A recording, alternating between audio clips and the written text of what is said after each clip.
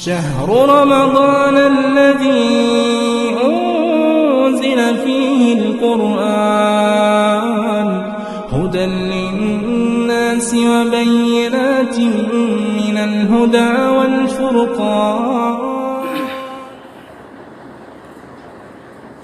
الحمد لله كفى والصلاة والسلام على من لا نبي بعد أما بعد. قال الله تبارك وتعالى في كلامه المجيد: أعوذ بالله من الشيطان الرجيم، بسم الله الرحمن الرحيم. شهر رمضان الذي أنزل فيه القرآن هدى للناس وبينات من الهدى والفرقان. وقال النبي صلى الله عليه وسلم: من صام رمضان إيمانا واحتسابا غفر له ما تقدم من ذنبه. وقال النبي صلى الله عليه وسلم: من قام رمضان إيمانا واحتسابا غفر له ما تقدم من ذنبه. رواه مسلم. رب اشرح لي صدري ويسر لي أمري واحلل عقدة من لساني يفقه قولي رب زدني علما آمین. ناظرین کرام، السلام علیکم ورحمۃ اللہ وبرکاتہ. آج سے پہلے کا جو درس آپ نے سنا اس میں رمضان کی مختصر باتیں رمضان کے تعلق سے بیان کی گئیں، اور ایک طریقے سے پہلا درس رمضان کی شروعات کا تھا، جس میں رمضان کی مختصر فضائل کا تذکرہ کر کے آپ تمام حضرات کو اس چیز کی طرف یاد دہانی کرائی گئی. اور آج کا جو درس ہے رمضان المبارک کا، یہ دوسرا درس ہے. آج انشاءاللہ رب العالمین ہم آپ کے سامنے کچھ اہم باتیں پیش کریں گے، جس میں سب سے پہلے تو ہم مختصر طور پر آپ کو یہ بتانا چاہتے ہیں کہ رمضان کی ماہ مبارک کی کیا خصوصیات ہیں، اور دوسری چیز کہ اس ماہ مبارک میں ہمیں کون سے ایسے اہم اعمال ہیں، اہم کام ہیں جس چیز کی طرف ہمیں زیادہ زور دینا چاہیے، جو کام ہمیں زیادہ کرنا چاہیے. تو اس ماہ مبارک کی جو مبارک مہینہ شروع ہوا ہے، تقریباً ایک عشرہ مکمل ہونے کو ہے، اور یہ اللہ کی مرضی ہے کہ ہم رمضان کی رونق جو ہونی چاہیے اس سے لطف اندوز نہیں ہو پا رہے ہیں. مسجدوں میں نہ جانا، اور اسی طریقے سے لوگوں سے ملاقاتیں نہیں، یا اس طریقے سے تراویح کی نماز مسجد میں نہ پڑھ پانا، جمعہ کے لیے مسجد میں نہ جا پانا. لیکن یہ تمام کی تمام چیزیں ہم اللہ تعالیٰ کی مرضی پر چھوڑ دیں. کیوں؟ اس لیے کہ اللہ رب العالمین کبھی بھی اپنے کسی بندے کے لیے برا نہیں چاہتا ہے. دوسری چیز یہ ہے کہ ہم اللہ رب العالمین پر کامل اعتماد و توکل کرتے ہوئے اس بات کو سر خم تسلیم کر لیں کہ جو بھی اللہ رب العالمین نے یہ آزمائش ہماری پر ڈالی ہے، جس آزمائش میں ہم مبتلا ہیں، ضرور اللہ رب العالمین اس کے پیچھے کوئی نہ کوئی خیر کا معاملہ اللہ تعالی ہمارے ساتھ ضرور کرے گا.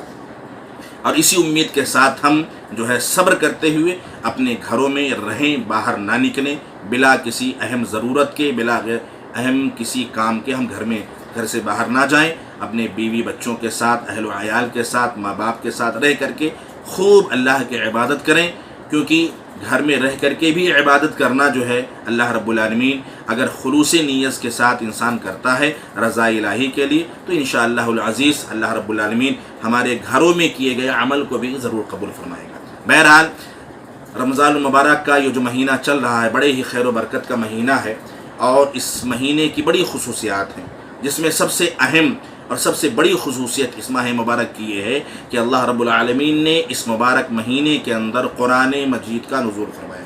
جیسا کہ آیت آپ لوگوں کے سامنے پڑھی گئی: شہر رمضان الذی انزل فیہ القرآن ھدی للناس وبینات من الھدی والفرقان، کہ رمضان کا مبارک مہینہ ہی وہ مہینہ ہے جس میں قرآن نازل کیا گیا، جو لوگوں کے لیے باعث ہدایت ہے، اور اس میں ہدایت کی اور حق و باطل کے درمیان فرق کرنے کی نشانیاں بھی موجود ہیں. یہ سب سے اہم اور سب سے بڑی خصوصیت ہے اس ماہ مبارک کی. اور اس ماہ مبارک کی دوسری جو خصوصیت ہے وہ کیا ہے کہ اللہ رب العالمین اس مبارک مہینے کے اندر اپنے بندوں کو کثیر تعداد میں، یعنی لا تعداد، اپنے بہت سارے بندوں کو اللہ رب العالمین اس ماہ مبارک میں جہنم سے آزادی عطا فرماتا ہے۔ خود آپ حدیث اللہ کے نبی صلی اللہ علیہ وسلم کی سماعت فرمائے۔ حدیث کے راوی صحابی رسول حضرت جابر رضی اللہ تعالی عنہ ہیں، فرماتے ہیں کہ اللہ کے نبی صلی اللہ علیہ وسلم نے فرمایا ان للہ تعالی عند كل فطر عتقاء من النار وذلك في كل لیلۃ۔ اللہ کے نبی صلی اللہ علیہ وسلم فرماتے ہیں کہ بے شک اللہ رب العالمین ہر افطاری کے وقت بہت سے لوگوں کو جہنم سے آزاد کرتا ہے، اور ایسا اللہ رب العالمین ہر رات کو کرتا ہے۔ اللہ اکبر، کتنی بڑی بات ہے، کتنا عظیم مہینہ ہے یہ کہ اللہ رب العالمین ہر دن اپنے بندوں کو، بہت سارے بندوں کو جہنم سے آزاد کرتا ہے۔ تو کیوں نہ ہم اس وقت کو غنیمت سمجھیں۔ خصوصاً افطار کے وقت لوگ باہر گھومتے ہیں، چوراہوں گھر کے جو ہے چوکڑی پہ بیٹھے رہتے ہیں، دروازے پہ بیٹھے رہتے ہیں، بات چیت میں مشغول رہتے ہیں، گیم کھیلنے میں مشغول رہتے ہیں، کیوں نہ، اور انتظار کرتے ہیں، دوڑتے ہیں، بھاگتے ہیں، بار بار گھڑی دیکھتے ہیں۔ نہیں، ہمیں چاہیے کہ جب افطار کا وقت ہو جائے، تھوڑا سا وقت باقی رہے، تو جلدی سے افطار کی تیاری کرنے کے بعد ہم بیٹھیں، افطار کے پاس بیٹھیں جہاں افطاری کرنا ہے، اور اللہ رب العالمین سے دعا کریں۔ اللہ رب العالمین اس وقت دعا کو بھی قبول فرماتا ہے، اور جہنم سے اللہ تعالیٰ اپنے بندوں کو آزاد کرتا ہے۔ یہ دوسری خصوصیت ہے اس ماہ مبارک کی۔ تیسری خصوصیت کیا ہے، جو اس سے پہلے درس میں بتایا گیا کہ اللہ کے نبی جناب محمد الرسول اللہ صلی اللہ علیہ وسلم نے فرمایا اذا جاء رمضان فتحت ابواب الجنہ وغلقت ابواب النار، کہ جب رمضان کا مہینہ آتا ہے تو جنت کے دروازے کھول دیے جاتے ہیں، جہنم کے دروازے بند کر دیے جاتے ہیں، اور شرکت شیطانوں کو اللہ رب العالمین جکڑ دیتا ہے۔ یعنی یہ 5 خصوصیات ہوں گئی: جنت کے دروازوں کا کھلنا، جہنم کے دروازوں کا بند ہونا، سرکش شیاطین کا جکڑ دیا جانا، اور قرآن کا نزول، اسی طریقے سے جہنم سے آزادی۔ یہ 5 خصوصیات اس ماہ مبارک کی۔ اور چھٹی خصوصیت اس ماہ مبارک کی یہ ہے کہ اس مبارک مہینے میں ایک اہم رات ایسی ہے، ایک رات ایسی ہے جو 1000 مہینوں کی رات کی عبادت، 1000 مہینوں کی عبادت سے بہتر ہے۔ یعنی ایک انسان، ایک مسلمان 1000 مہینے اللہ رب العالمین کی عبادت کرے، اور اس ماہ مبارک کی اس ایک رات میں عبادت کرے، تو اللہ رب العالمین اس سے کہیں زیادہ ثواب اسے عطا فرماتا ہے۔ وہ کون سی رات ہے؟ انا انزلناہ فی لیلۃ القدر وما ادراک ما لیلۃ القدر لیلۃ القدر خیر من الف شہر۔ اللہ رب العالمین فرماتا ہے کہ ہم نے اس قرآن کو ماہ مبارک میں اور لیلۃ القدر میں نازل فرمایا۔ وما ادراک ما لیلۃ القدر، آپ کو کیا معلوم کہ لیلۃ القدر کیا ہے؟ لیلۃ القدر خیر من الف شہر۔ لیلۃ القدر یہ 1000 مہینوں کی عبادت سے بہتر والی رات ہے۔ اس لیے اس ماہ مبارک کی یہ رات جب آئے گی تو اس میں بھی ہم خاص طور سے جو ہے ہم جاگ کر کے اللہ کی عبادت کریں۔ تو یہ چھٹی خصوصیت ہو گئی اس ماہ مبارک کی۔ اور 7ویں خصوصیت اس ماہ مبارک کی کیا ہے؟ اس ماہ مبارک میں اگر کوئی شخص عمرہ کرنے کے لیے جاتا ہے تو اللہ رب العالمین اسے حج کا ثواب عطا فرماتا ہے۔ لیکن یہ ہماری بدنصیبی ہے کہ ہم اس سال عمرے کے لیے ہم میں سے کوئی بھی اس اللہ رب العالمین کی گھر کی زیارت کے لیے نہیں پہنچ پا رہا ہے۔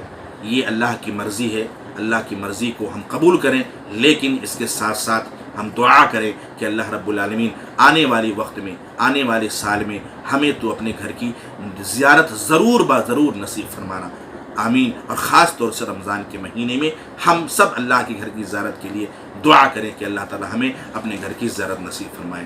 تو یہ مختصر طور پر رمضان المبارک کی 7 خصوصیات تھیں جس کی وجہ سے رمضان کی فضیلت ثابت ہوتی ہے۔ کہ اب ہم آپ کو 7 ایسے عمل، 7 ایسے کام آپ کو بتائیں گے جو اس ماہ مبارک میں آپ کو کرنا ہے۔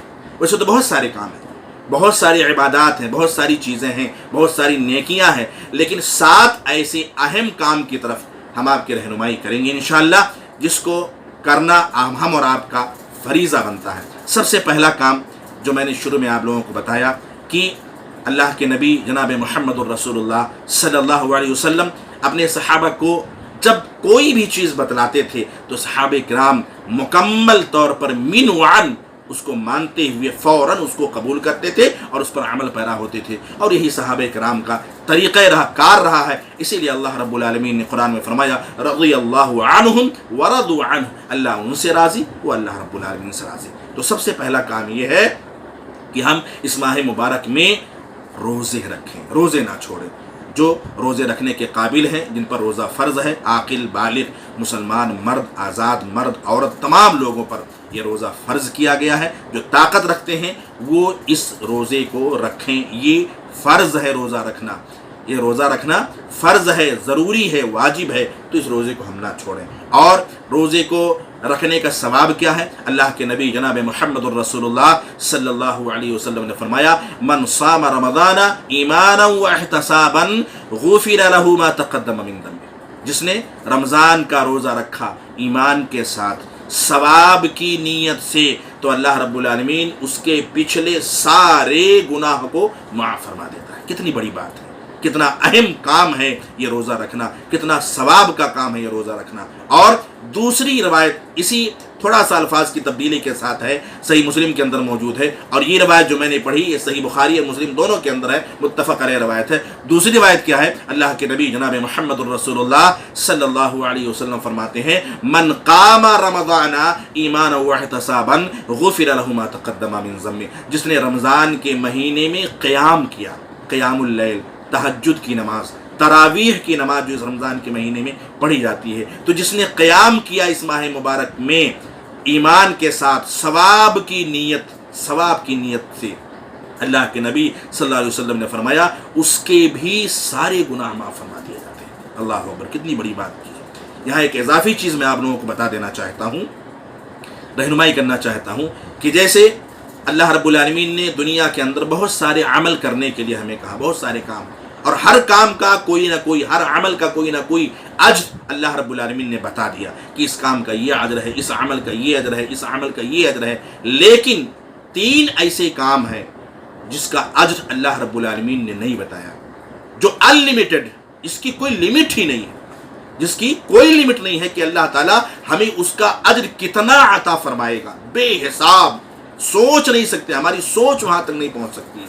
उनमें से एक क्या है? अल्लाह के नबी जनाब मुहम्मदुर रसूलुल्लाह सल्लल्लाहु अलैहि वसल्लम फरमाते हैं इल्ला सौम फ़इन्नहु ली व अना अज्ज़ी बिही, हर अमल का बदला बंदे के लिए है सिवाय रोज़े के। फ़इन्नहु ली, रोज़ा बंदा मेरे लिए रखता है और मैं ही उस अमल का बदला क़यामत के दिन दूंगा। लेकिन कितना देगा अल्लाह रब्बुल आलमीन, ये अल्लाह ही को मालूम है, बेहिसाब, हमारी सोच वहाँ तक नहीं पहुँच सकती है। तो ये बहुत अजीम चीज़ है। तो पहली चीज़ ये है जो अल्लाह रब्बुल आलमीन जिसका सवाब बेहिसाब देने वाला है, और दूसरी चीज़ क्या है जिसका अल्लाह रब्बुल आलमीन ने सवाब बेहिसाब रखा है?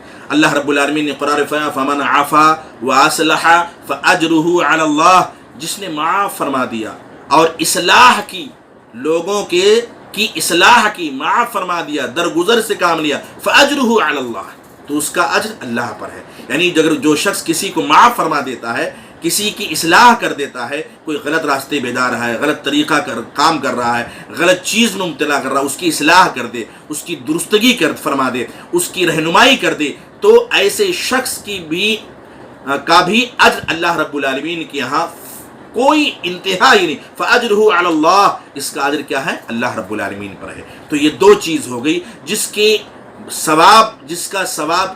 सवाब की कोई लिमिट नहीं, अनलिमिटेड। जैसे दुनिया में हम कोई चीज़ ख़ास तौर से फ़ोन में रिचार्ज करवाने जाते हैं कि भाई कोई ऐसा रिचार्ज बनाओ जो अनलिमिटेड हो, कम पैसे में ज़्यादा हमें बात करने के लिए, नेट चलाने के लिए या और चीज़ों के लिए, हमें मैसेजेस के लिए ये जो है हमें मिले कम पैसे, अनलिमिटेड के लिए हम रिचार्ज करवाते हैं। तो ये वो काम है जिनका सवाब अनलिमिटेड है, इसकी कोई लिमिट नहीं है, सोच नहीं सकते। अल्लाह बहुत ज़्यादा इसका अजर अल्लाह रब्बुल आलमीन फरमाएगा। और तीसरी चीज़ है जो कुरान की सूरह नून के अंदर अल्लाह रब्बुल आलमीन ने जिक्र फरमाया, नून वल क़लमी वमा यस्तुरून, वो नून वल क़लमी वमा यस्तुरून, अल्लाह रब्बुल आलमीन ने फरमाया कि नून वल क़लमी वमा यस्तुरून। और आगे अल्लाह रब्बुल आलमीन ने एक जगह वइन्नका लअला खुलुकिन अज़ीम, اس طریقے سے اس میں جو ہے اللہ رب العالمین نے قرآن کی اس آیت میں جو ہے ایک جگہ یہ فرمایا کہ اللہ کے نبی صلی اللہ علیہ وسلم کو لوگ لعن طعن کرتے تھے، لوگ اللہ کے نبی صلی اللہ علیہ وسلم کو لعن طعن کرتے تھے، برا بھلا کہتے تھے، ہنسی مذاق کرتے تھے، تو اللہ رب العالمین نے قرآن کی اس آیت میں ایک جگہ ذکر ہے کہ اے اللہ کے نبی صلی اللہ علیہ وسلم آپ صبر کیجئے، آپ صبر کیجئے، اللہ رب العالمین اس کا بدلہ آپ کو بے حساب عطا فرمائے گا۔ تو یہ تین چیزیں ہیں جن کے اجر کا، جن کے ثواب کا کوئی احاطہ نہیں ہے، اللہ رب العالمین بے حساب ثواب عطا فرمائے گا۔ تو سب سے پہلا کام جو ہمیں اس ماہ مبارک میں کرنا ہے وہ یہ کہ رمضان کے روزے رکھنا ہے، قیام اللیل کرنا ہے، یعنی تراویح کی نماز پڑھنا ہے۔ اور دوسرا کام ہمیں کیا کرنا ہے اس ماہ مبارک کے اندر، جو سلف صالحین رمضان میں کیا کرتے تھے، سلف صالحین وہ رمضان میں کیا کرتے تھے، وہ کیا کام تھا؟ کہتے ہیں کان السلف اذا صاموا جلسوا فی المسجد واقبلوا علی تلاوت القرآن۔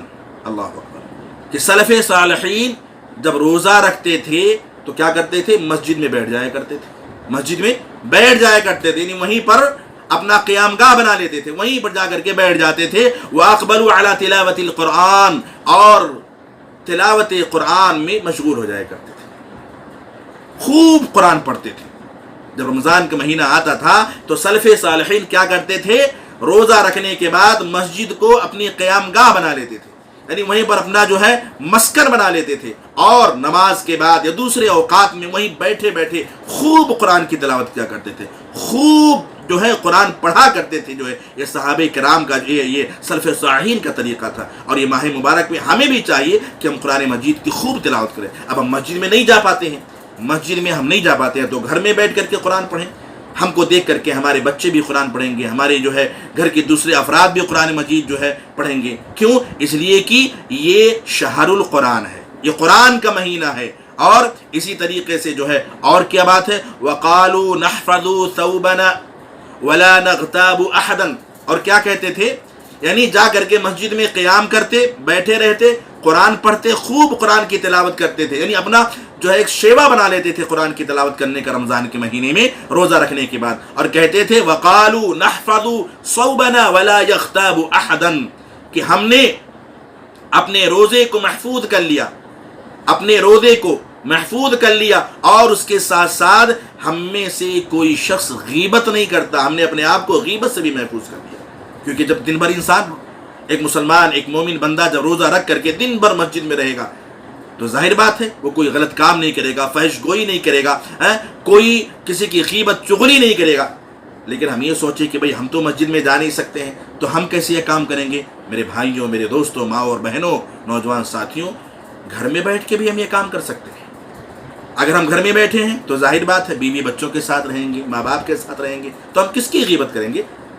ہم گھر میں بیٹھ کے قرآن کی تلاوت کریں، گھر میں بیٹھ کر کے قرآن پڑھیں، تو ہم گھر میں بیٹھے بیٹھے بھی اپنے آپ کو غیبت سے بچا سکتے ہیں۔ مجھے وہ حدیث یاد آتی ہے جو میں بارہا بیان کرتا ہوں، عقبہ بن عامر رضی اللہ تعالیٰ عنہ کی روایت ہے، فرماتے ہیں انہوں نے اللہ کے نبی صلی اللہ علیہ وسلم سے پوچھا من نجات یا رسول اللہ، اے اللہ کے نبی صلی اللہ علیہ وسلم نجات کس چیز میں ہے، قیامت کے دن کامیابی کیسے ملے گی؟ تو اللہ کے نبی صلی اللہ علیہ وسلم نے تین چیز بیان فرمائی۔ کیا فرمایا؟ امسک علیک لسانک، سب سے پہلی چیز کیا فرمایا کہ اپنی زبان کو قابو میں رکھو، اور زبان میں آگے غیبت چغلی، انسان جب گھر میں رہے گا تو غیبت نہیں کرے گا، کیونکہ غیبت انسان کس سے کرتا ہے؟ جب اپنے دوست یار کے ساتھ بیٹھتا ہے، چوراہوں پہ جاتا ہے، گلی کوچوں میں، گھر میں رہے گا تو وہ غیبت نہیں کرے گا انشاءاللہ۔ تو اللہ کے نبی صلی اللہ علیہ وسلم نے پہلی نصیحت کی امسک علیک لسانک، اپنی زبان کو قابو میں رکھو، اور دوسری چیز کیا فرمایا؟ ولیسعک بیتک، اور اپنے گھر میں رہو۔